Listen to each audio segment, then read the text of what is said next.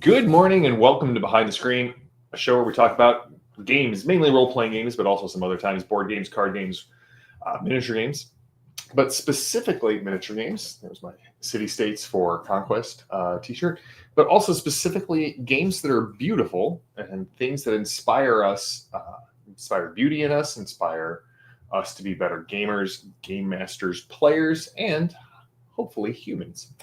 I'm JM, and it's good to see everybody. Good morning to John Doom, the doomiest person that I know. Ross, good to see you. So today, at the request of somebody on my Discord channel, the iconic Discord channel, I am reviewing this beast of a game, Daggerheart, by the folks at Darrington Press and Critical Role. I'm going to assume that they need no introduction because they're Critical Role. So this is not a game that I had on my radar, just from everything that I had heard about the designer, or from the designer, about the direction they were going with Daggerheart. It did not feel like it was a game that I was going to be all that interested in. I looked at the playtest document that they have, the playtest adventure that's still available for free. Good morning, Tink. And that was it. But then somebody on the channel asked me about it, and I was able to get my hands on a copy. And so, here we are. And it worked out well because it's a game so far outside of the field of what I normally play or what I normally enjoy. I wanted to make sure I got it to the table before I reviewed it. And the reason for that is, let's be honest, I love old school games. Games like Palladium and Castles and Crusades, Hyperborea over here, and Savage Worlds. I can review one of those products without actually bringing them to the table because I have run so much of them that it's easy for me to see what it does well, what it does differently. Same with adventures. I can read an adventure and go, here we go. I know kind of what makes a good adventure for me and for my table.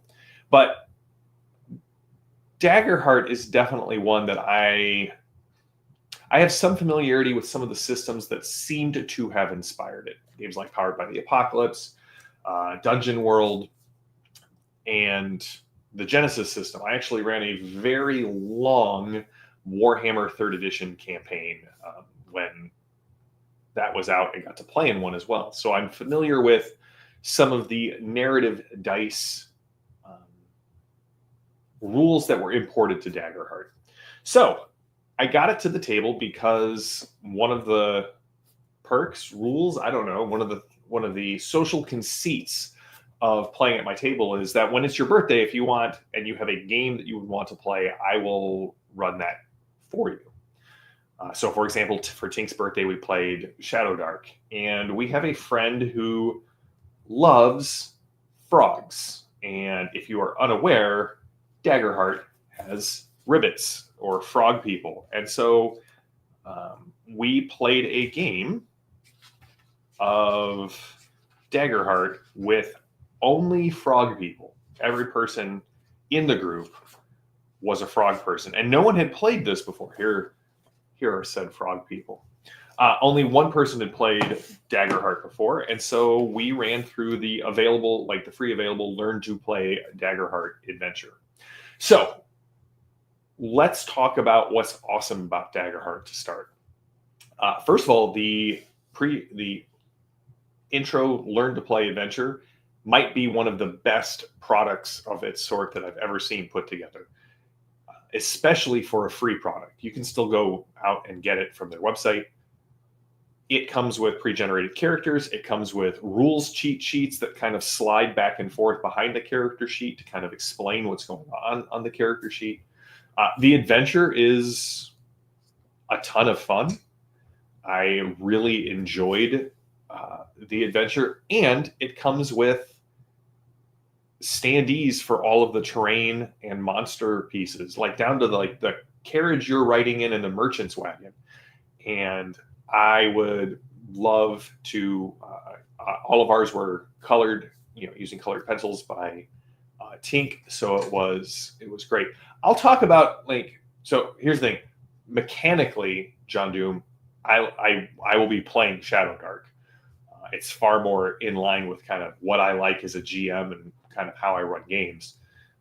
But I got to say that learn to play adventure scenario might be one of the highest quality products that I've seen put together. Yeah, no, it's better than the free jump start, I would say, just because of how it lays everything out, especially learning a new game system. It walks you through as the game master how to introduce new rules, has the rules right there in front of you. And again, comes with terrain. Normally, when we see things that we have to put together for terrain, we're talking about a starter box set, right? We're talking about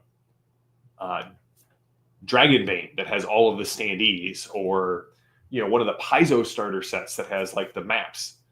Like, you could print out just the 3 pages of terrain and monsters and have like accurate figures for everything on the board. I will say, all right, so just in case you were wondering, this is a $60 game, which is actually really interesting to me.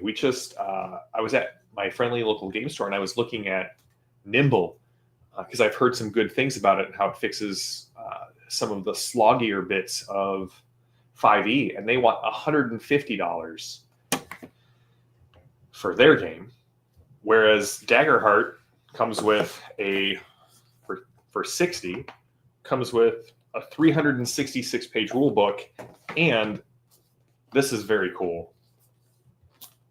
This is all of the cards. So all of the powers, all of the ancestry abilities, all of the domain cards, they're all right here and available for you to use. So Daggerheart at its core is a very narrative-based system.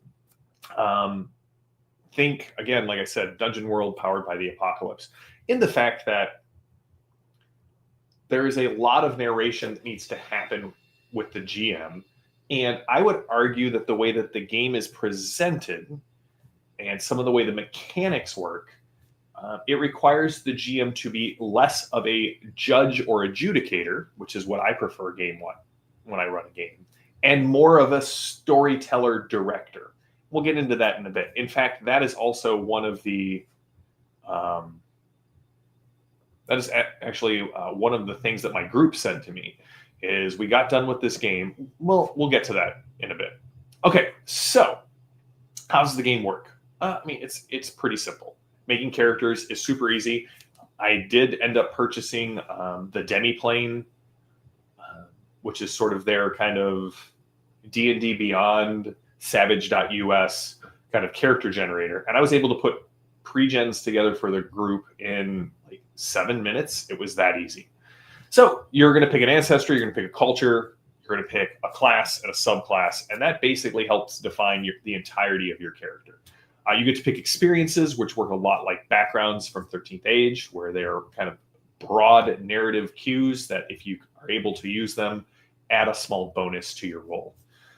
In general, one of the cool things about the game is the hope and fear dice.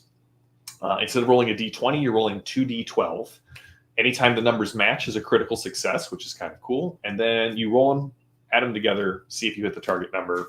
You have some modifiers. It works a lot like a d20 system, except 2d12.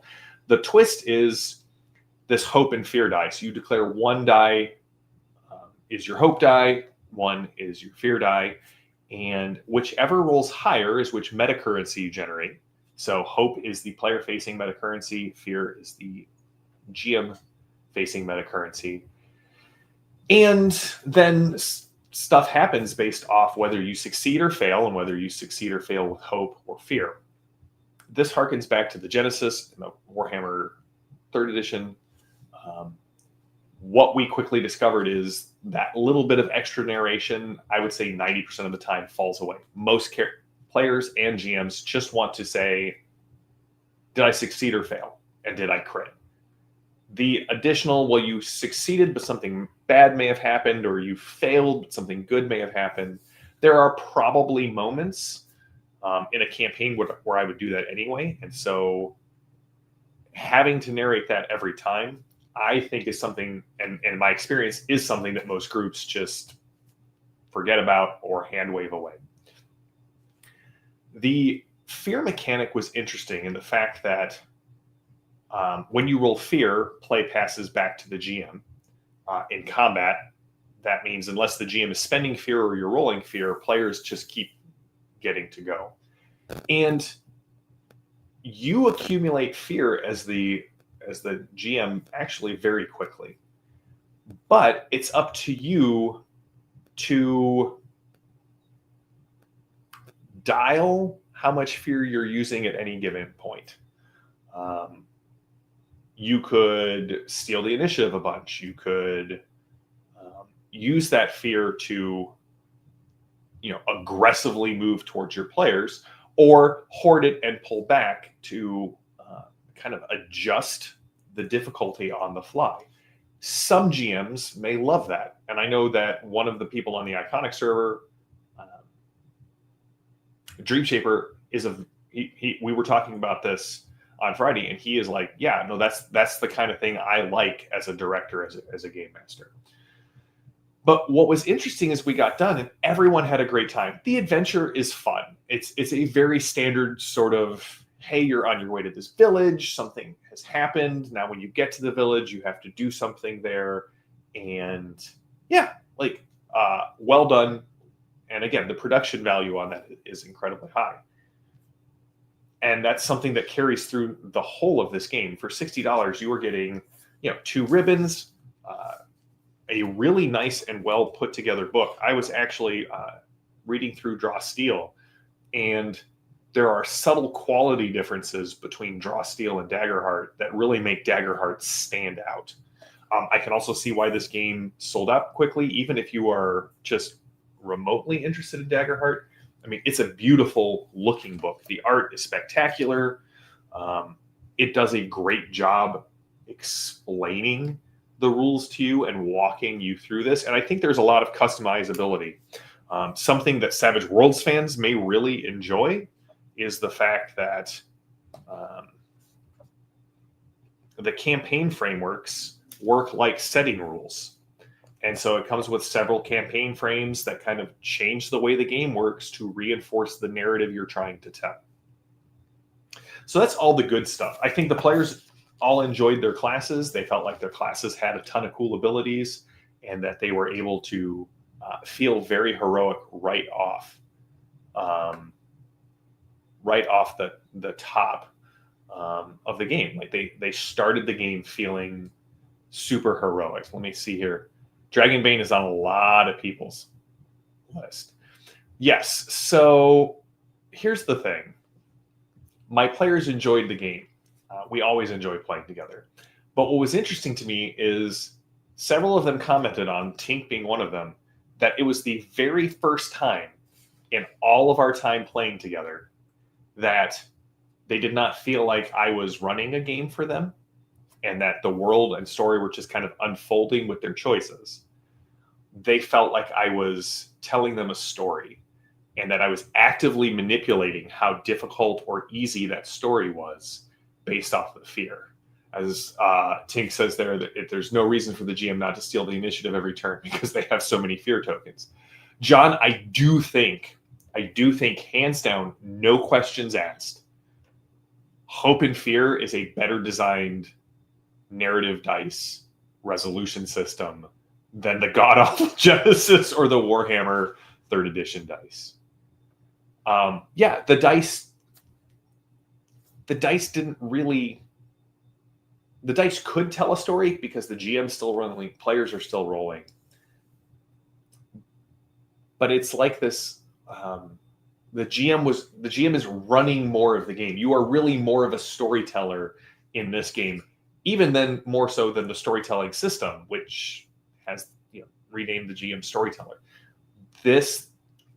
I was worried about the metacurrency flowing back and forth, much like I was when I started the 2D20 system, both in Conan and Infinity. And what was interesting is the economy worked really well, but so much of what the GM does is based off their fear and how to use them. Now, granted, could I run a great game and just ignore that? 100%. Does it give you, examples of, hey, if your group prefers more tradition of initiative system, here's how to do it? 100%. But rules is written. It's a little. It has more story game in there than my table kind of prefers. I agree, Tink. I did like the idea of hope and fear, and I think there's a good way to implement that in other games, I think. Jason, yes, it is. The frames are like Cortex plugins, 100%. I never had 400 fear points. It caps at 12.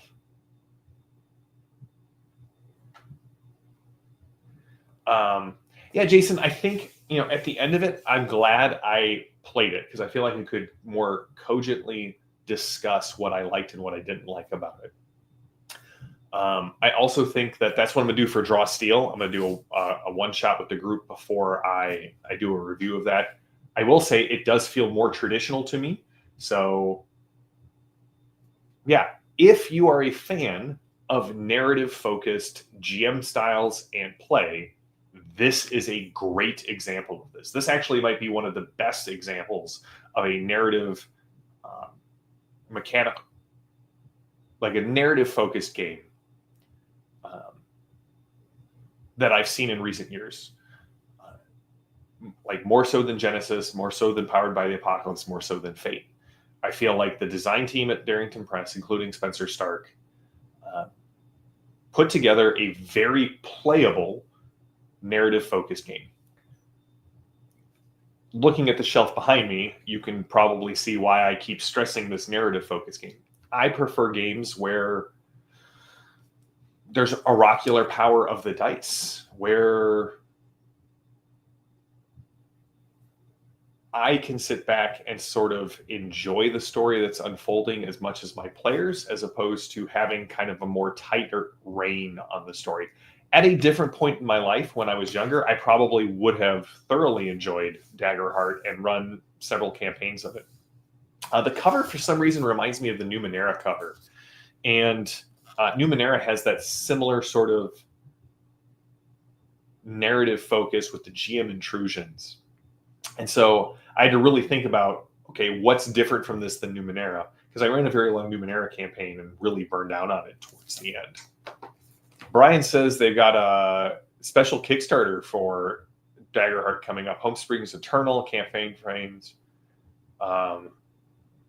Hurting Koru Behemoths, but everything's an Ice Age. That sounds fantastic. Also, hot damn for a reference to 13th Age Koru Behemoths.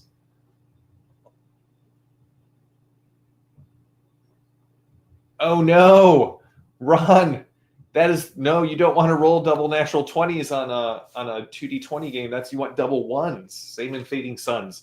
It took forever for the Fading Suns crew not to cheer when they rolled the natural 20 because that's the worst roll in Fading Suns.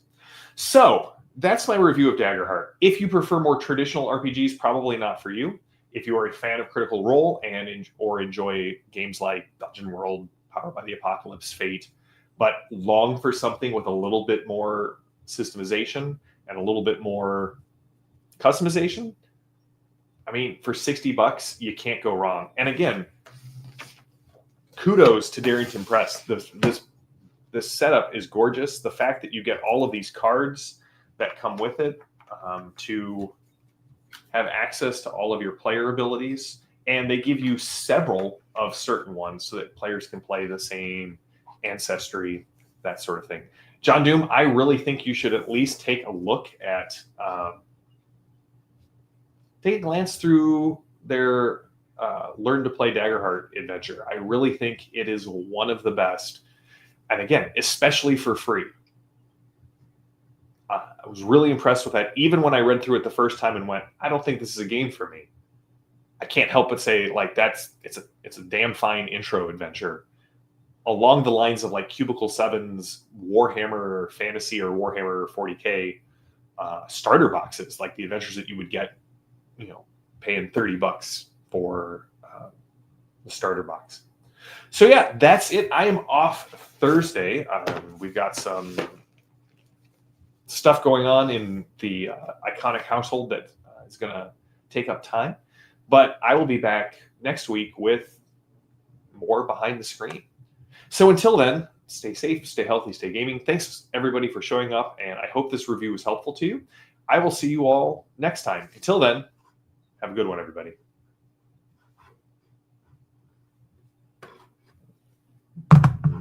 There we go.